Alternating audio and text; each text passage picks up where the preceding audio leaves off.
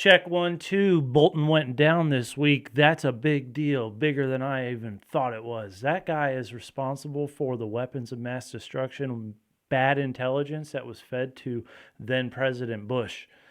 The intelligence that said British had learned about Saddam Hussein trying to acquire uranium for nuclear weapons, it was false. So where was John Bolton getting that intelligence? And wrap it back around to now, who was he leaking intelligence to when he was working in the first Trump administration? I don't think he was just writing a book. That guy operates under the protection of the deep state. He has for years. That's why he worked for Trump and just did the same thing he always does and takes home his intelligence, has phone calls unmonitored, sends stuff on private emails, all that stuff. That's what all these people do because they know they're protected by the regime, the establishment, the people that have been in power for, since the Iraq War. But John Bolton is directly responsible for feeding that bad intelligence. He's not the only one because it was Dick Cheney and somebody else, Rumsfeld, I believe. But they were all feeding bad intelligence to get us into the Iraq War.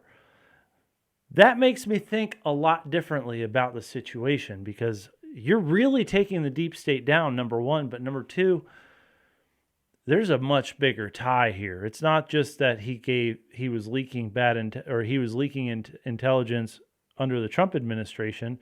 It's that who was he leaking it to?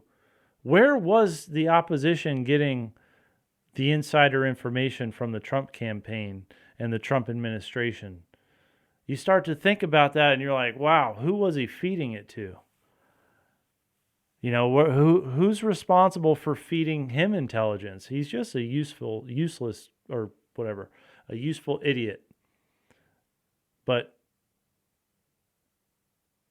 I wonder if it's Israel. I wonder if it's British intelligence. One and the same, kind of, because Israel was just a creation from Britain, from the Rothschilds and the people that own the banks. And the people that own the banks own all the governments all around the world. That's wild, man, because that would mean this is what that's leading to, is the takedown of that massive, massive operation and organization.